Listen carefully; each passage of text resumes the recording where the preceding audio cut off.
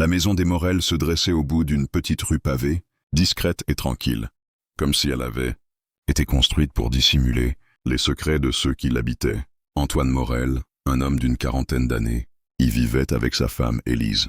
Pour les voisins, ils formaient un couple modèle, respectueux, équilibré, toujours souriant en public. Mais derrière les murs épais, un silence lourd planait, celui qui naît lorsqu'on s'habitue à ne plus poser de questions. Un soir d'automne, la pluie battait contre les vitres et le vent faisait grincer les volets. Antoine, seul dans le grenier, fouillait parmi de vieilles malles héritées de ses parents. Il cherchait de vieux albums photos pour les montrer à leur fille, mais au milieu des papiers jaunis, ses doigts effleurèrent un carnet relié de cuir. L'objet était poussiéreux, fermé par une petite lanière abîmée. Intrigué, il l'ouvrit à la première page. Une écriture fine et élégante s'étalait. Journal d'Élise, 2007. Le cœur d'Antoine accéléra. Sa femme tenait donc un journal intime, il y a longtemps. Était-ce une relique d'adolescence? Un simple carnet de confidences? Son instinct lui soufflait pourtant qu'il contenait autre chose. Il hésita, caressa la couverture, referma un instant le carnet. Mais une curiosité irrésistible l'envahit. Finalement, il rouvrit la première page. Les mots qu'il lut figèrent le temps. Ce soir encore, je l'ai retrouvé. J'ai peur qu'Antoine ne découvre un jour ce que je cache. Mais mon cœur ne peut renoncer à lui. Un frisson parcourut Antoine. Chaque ligne semblait peser plus lourd que la précédente. Sa femme y racontait un amour interdit, une passion secrète vécue en parallèle de leur relation. Ce n'était pas un journal d'adolescente. C'était celui d'une épouse qui, déjà mariée, avait trahi. La main d'Antoine trembla. La pluie dehors s'intensifiait, comme pour battre au rythme de son cœur. Il continua de lire, incapable de s'arrêter. Élise décrivait des rendez-vous clandestins, des lieux précis de la ville, des nuits où elle disparaissait sous prétexte de voir des amis.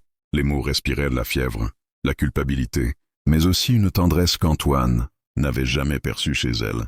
Mais ce qui le heurta le plus fut ce prénom, répété encore et encore dans les pages. Marc-Antoine s'arrêta net. Marc n'était pas un inconnu. C'était son ami d'enfance, son compagnon de toujours, celui qui l'avait introduit dans leur vie de couple, celui qui partageait encore leur repas de famille. Ses yeux se levèrent du carnet.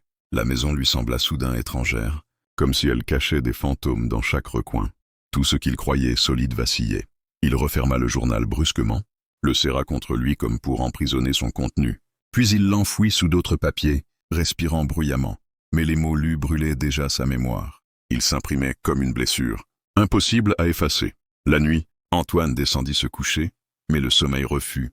Il sentait la morsure de la trahison. Il observait, attentif, chaque détail. Un léger sourire quand elle consultait son téléphone. Un regard furtif par la fenêtre, comme si elle attendait quelque chose, ou quelqu'un. La façon dont elle s'absentait parfois plus longtemps que prévu, sous prétexte de course. Pour la première fois, Antoine se surprit à épier sa propre épouse. Il notait ses horaires, ses appels, ses gestes. La confiance qui les avait liés durant des années se fissurait, remplacée par une obsession glaciale. Un soir, il retourna dans le grenier, incapable de résister. Le carnet l'attendait, silencieux. Il rouvrit les pages, plongea de nouveau dans les mots d'Élise. Marc me comprend d'une façon que Antoine n'a jamais pu. Avec lui, je me sens vivante. Mais si jamais la vérité éclatait, tout s'écroulerait. Antoine sentit son souffle se bloquer. Chaque mot était un poison. Le prénom de Marc revenait sans cesse, entremêlé de descriptions passionnées, parfois intimes, trop intimes, mais soudain, au détour d'une page, une phrase le frappa plus que toutes les autres. Ce secret, je dois l'enfouir pour toujours, car il met en danger bien plus que mon mariage. Il relut, le cœur battant. Que voulait-elle dire? Était-ce seulement une liaison? Ou y avait-il autre chose? Un secret encore plus profond? Le doute grandissait, Antoine décida d'agir. Un après-midi, alors qu'Élise croyait qu'il travaillait encore, il suivit discrètement ses pas. Elle descendit jusqu'au marché, salua quelques voisines, puis prit un détour inhabituel. Elle entra dans un petit café, reculé, presque vide. Antoine, dissimulé à distance, vit son cœur s'arrêter quand une silhouette familière apparut.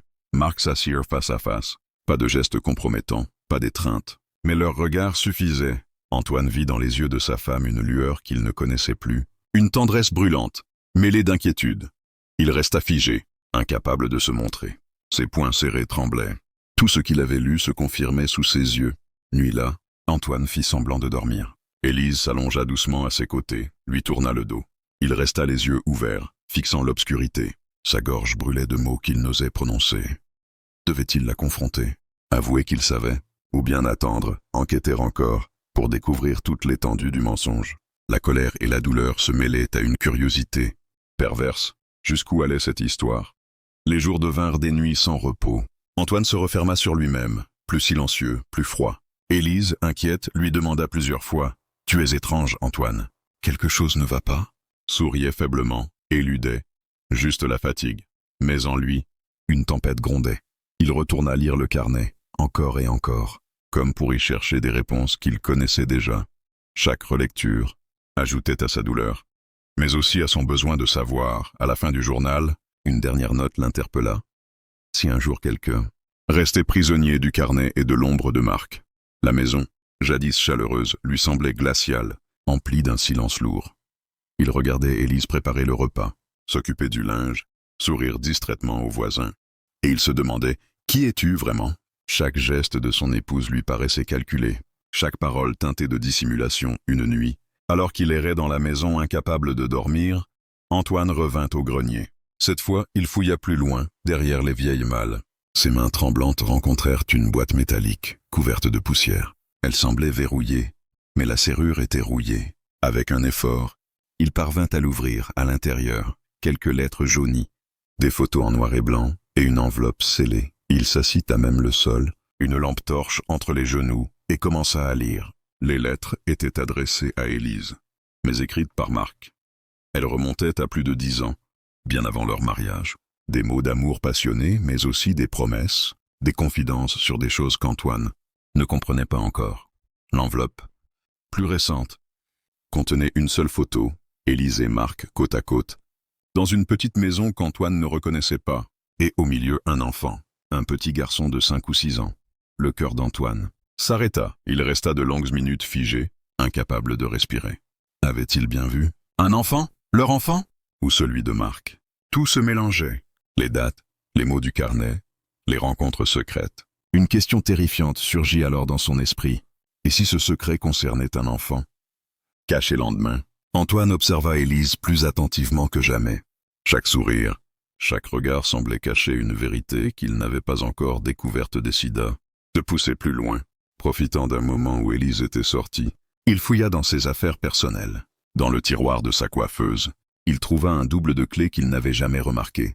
Gravé dessus, une adresse, rue des Saules, numéro 14, le cœur battant. Antoine se rendit sur place le soir même. La rue était discrète, en périphérie du village. Le numéro 14 était une petite maison, modeste, mais bien entretenue. Aucune lumière à l'intérieur. S'approcha, essayant la clé. Elle fonctionna, à l'intérieur. La maison était presque vide. Mais il y avait des signes de vie. Quelques jouets dans un coin, des vêtements d'enfants soigneusement pliés, et sur la table, une photo récente d'Élise avec un garçon d'une dizaine d'années. Le même enfant que sur l'ancienne photo. Antoine sentit ses jambes fléchir. « Mon Dieu !» murmura-t-il. Il comprit. Le secret qu'Élise avait juré d'enterrer n'était pas seulement une liaison, c'était une vie parallèle. Une famille cachée. De retour chez lui, Antoine fut pris entre deux tempêtes, la fureur et l'effondrement. Tout ce qu'il croyait connaître de son épouse s'effaçait. Comment pouvaient-elles sourire à leurs amis, partager leur lit, tout en gardant de chaque mouvement d'Élise? Il remarqua qu'elle s'absentait, toujours le mercredi après-midi, sous prétexte de rendre visite à une vieille tante malade. Mais désormais, Antoine savait où elle allait, rue des Saules, numéro 14. Il la suivit discrètement. De loin, il vit sa femme entrer dans la maison, et quelques secondes plus tard, l'enfant courir dans ses bras. Élise le serra avec une tendresse que Antoine ne reconnaissait plus. Ses yeux se remplirent de larmes brûlantes. C'était un spectacle à la fois magnifique et déchirant. Un amour pur, mais né du mensonge, rentra chez lui ce soir-là, écrasé par le poids de cette vérité. Il savait qu'il ne pourrait pas garder ce silence éternellement, mais une dernière question demeurait, obsédante. Pour que la pluie avait cessé de battre contre les vitres depuis l'aube, mais l'air demeurait chargé de cette humidité lourde qui colle au mur, comme si le ciel lui-même retenait encore son souffle. Dans la maison de Julien, un silence inhabituel s'était installé. Après la lecture des dernières pages du journal, le monde s'était figé autour de lui. Les mots d'Élise résonnaient dans sa tête comme une confession impossible à effacer. Il ne s'agissait plus d'un simple secret du passé, d'un amour d'autrefois enfoui dans les souvenirs. Ah non, le journal révélait une vérité bien plus insupportable. Le nom de l'homme qu'elle avait aimé autrefois n'était autre que celui de Marc, Son ami d'aujourd'hui, son confident, celui qui l'invitait à sa table, celui à qui il confiait ses doutes et ses joies. Julien n'arrivait pas à respirer. Chaque ligne relue lui donnait l'impression que ses poumons se fermaient, qu'il étouffait dans une pièce sans air. Le poison du doute, Marc, murmura-t-il dans le silence, la gorge serrée. Jamais ce prénom n'avait eu un goût aussi amer. Était-ce possible? Peut-être n'était-ce qu'une coïncidence. Marc était un prénom répandu. Oui, peut-être que le Marc du passé d'Élise n'avait rien à voir avec son ami. Mais alors pourquoi, en repensant à leurs éclats de rire complices, aux regards parfois fuyants entre Marc et Élise, Julien ressentait-il soudain une évidence glaciale? Tout prenait un sens nouveau. Les absences inexpliquées d'Élise, les coups de fil interrompus, lorsqu'il entrait dans la pièce, le malaise à peine perceptible, mais bien réel, chaque fois que Marc venait dîner. Julien ferma les yeux. Le puzzle s'assemblait tout seul, et il détestait ce qu'il voyait, le dîner piégé le soir même. Le destin sembla jouer un jeu cruel. Marc appela. Salut, Julien. Ça te dit qu'on se voit ce soir? J'apporte une bonne bouteille. » Julien sentit une rage sourde monter, mais il répondit d'une voix neutre. « Bien sûr, viens vers 20 heures. » Il raccrocha, la main tremblante. Était-ce de la folie que d'accepter? Non, pensa-t-il. C'était une occasion. Une confrontation masquée sous les apparences. Lorsque Marc franchit le seuil, Élise était déjà dans la cuisine, préparant le repas. Julien les observait en silence. Leurs gestes, trop appuyés, un regard trop long. La soirée avança, tendue pour Julien, invisible pour les deux autres. La bouteille de vin se vida peu à peu, et avec elle, les barrières des non-dits s'effritaient. « Tu sembles soucieux, Julien. »« Quelque chose ne va pas ?» demanda Marc, un sourire léger aux lèvres. Julien le fixa. L'envie de crier, de le frapper, de mettre le journal sur la table lui brûlait les entrailles. Mais il se retint. « Pas encore. Non, rien. » répondit-il d'un ton froid, le piège des mots après le repas. Élise monta à l'étage pour coucher leur fils. Julien et Marc restèrent seuls dans le salon. Le moment était venu, Julien prit une inspiration et lança « Dis-moi, Marc. Tu n'as jamais eu de secret que tu gardes trop bien, n'est-ce pas ?» Marc fronça légèrement les sourcils, surpris par la question. « Secret? Comme tout le monde, je suppose, et dans le passé? Une histoire? Une femme, peut-être? Quelque chose qui te hante encore ?» Un léger silence s'installa. Marc détourna le regard, comme s'il fouillait dans ses souvenirs. « On a tous aimé avant, Julien. Pourquoi tu me demandes ça ?» Julien serra les poings. Sa voix vibra d'une colère contenue, parce que parfois, le passé ne reste pas enterré. Parfois, il revient. Écrit noir sur blanc. Marc leva les yeux, un éclat d'inquiétude traversant son visage. « Qu'est-ce que tu veux dire? Où Élise avait-elle caché cet enfant? » Était-ce pour le Julien se leva lentement, alla chercher le journal posé sur le buffet et le jeta sur la table devant lui. « Ça? Tu reconnais ce journal ?» Le sang de Marc sembla se retirer de son visage. Ses mains tremblèrent en un instant avant qu'il ne les cache sous la table. Le masque tombé Élise redescendit à ce moment précis, et son regard se posa aussitôt sur le journal ouvert, sur la tension dans la pièce. Elle pâlit. « Julien, où as-tu trouvé ça ?» murmura-t-elle d'une voix étranglée. Julien ne répondit pas. Il fixait Marc, comme un juge attendant la confession du coupable. Marc inspira profondément, puis baissa la tête. « Julien, je suis désolé. Je n'ai jamais voulu que tu le découvres ainsi. » Chaque mot fut comme une lame dans le cœur de Julien. Élise s'avança, les larmes aux yeux. « Ce n'était qu'avant toi, Julien. » C'était du passé. Je croyais que c'était fini. Enterré, mais le silence de Marc trahissait autre chose.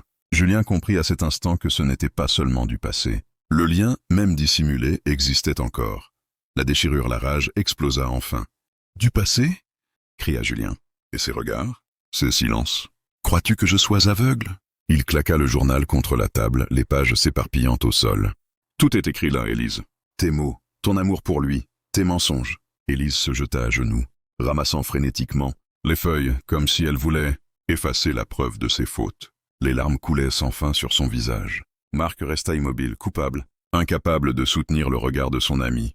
Julien sentit son monde s'écrouler. L'amour, l'amitié, la confiance. Après le repas, Élise monta à l'étage pour coucher leur fils. Julien et Marc restèrent seuls dans le salon. Le moment était venu. Julien prit une inspiration et lança. « Dis-moi, Marc, tu n'as jamais eu de secret que tu gardes trop bien, n'est-ce pas ?» Marc fronça légèrement les sourcils, surpris par la question. « Secret ? Comme tout le monde, je suppose. Et, dans le passé, une histoire, une femme peut-être ? Quelque chose qui te hante encore ?» Un léger silence s'installa. Marc détourna le regard. comme s'il fouillait dans ses souvenirs. On a tous aimé avant, Julien. Pourquoi tu me demandes ça? Julien serra les poings. Sa voix vibra d'une colère contenue.